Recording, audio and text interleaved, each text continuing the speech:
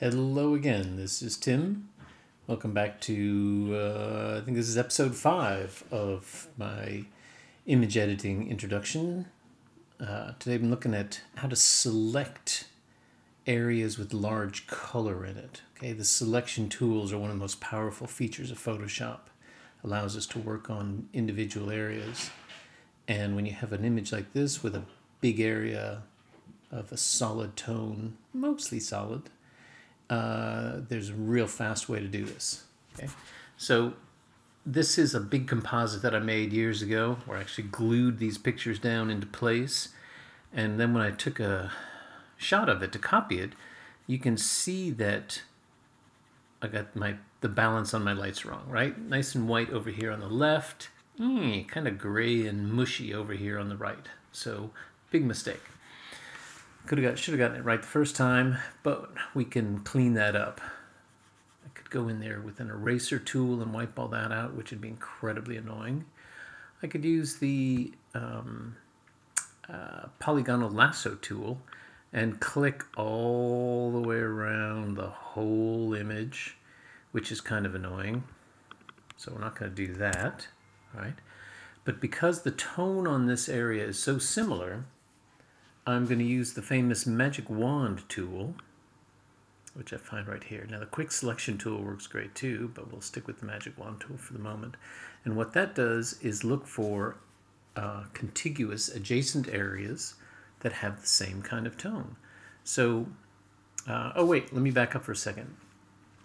The other theme here is that many of the elements that we are editing in Photoshop are subjective. You are making a judgment call on what you like. Other things that we look at are objective. We can do a quantified measurement and decide what is the correct reading.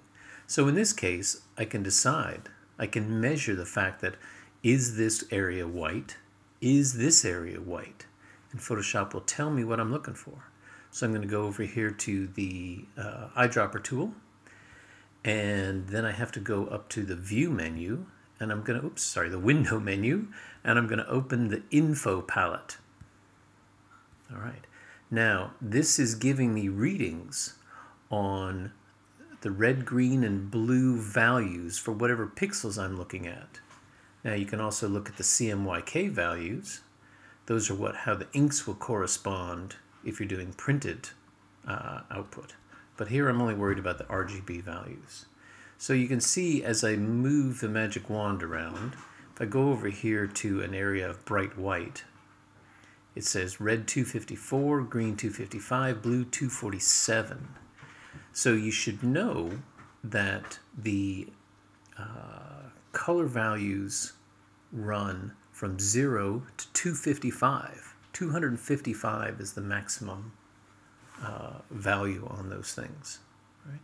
So if I'm looking for an even gray tone, then that RGB number should all be similar. 255, 255, 253.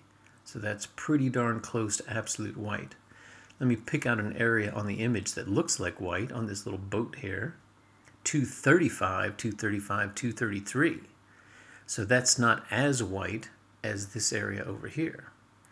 And we can look at the blues and we can say, oh yeah, look, the sky, that's 37, 69, 118. A cloud, 232, 230, 217. What about these green trees over here? The red is 191. So you can take a numerical value of each of these, and while obviously I'd want this background to be consistent all the way across, if I go over here to the hazy edge, 233, 225, 222. So clearly not the clean white that I want out of that. So let's hide that palette. Let me go back here to my magic wand tool. And yeah, and it's going to pick areas of similar color. Boom. All right. One click. And see how our dotted lines indicate where our selection is. And you can see how it runs all the way over here, and it's missing a little bit where it gets very gray. It says that those values aren't close enough. So if I can adjust the selection area if I hold the Option key or the Alt key down. See how it has a minus sign underneath there? It can take away some areas. If I hold the Shift key down, get a plus sign, and it can add to those areas. And that works with most of the selection tools in Photoshop. So I need to add this gray area in, and I'm going to click yes to that, holding down the Shift key. And you might notice that that has now selected a little bit of the photographs. Zoom in a little bit. Slow down. Wow, when you're recording, it goes really slow in the way it adjusts. Okay, so now I want to hold down the minus key and click. And see how that jumped out to that edge? Look, there's a tiny little edge right there. Take that out. That could be hard to, I might have to use a different tool if I want to get that precise. But otherwise, oops, no, I need to add that to the selection. Jeez, what am I doing? No, subtract, you idiot. Come on. There we go. All right. So that's pretty good for a quick selection. If I double click on the hand tool, it'll take me back out to my wide view. All right. And now I've got, again, several options.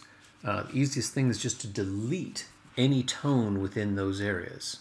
So if I hit the delete key, don't want to do the content aware. I want to just take away all the color. It's going to drop to the background color of white. And I hit OK, and boom, that becomes completely white. Now if I hide that selection for the moment, and I'll go back to my eyedropper tool and open up my info palette again, I can see that, oh look, that white area is now pure white, 255, 255, 255, and that doesn't change anywhere around there. Ooh, look, it's even behind. It shows you behind the palette too.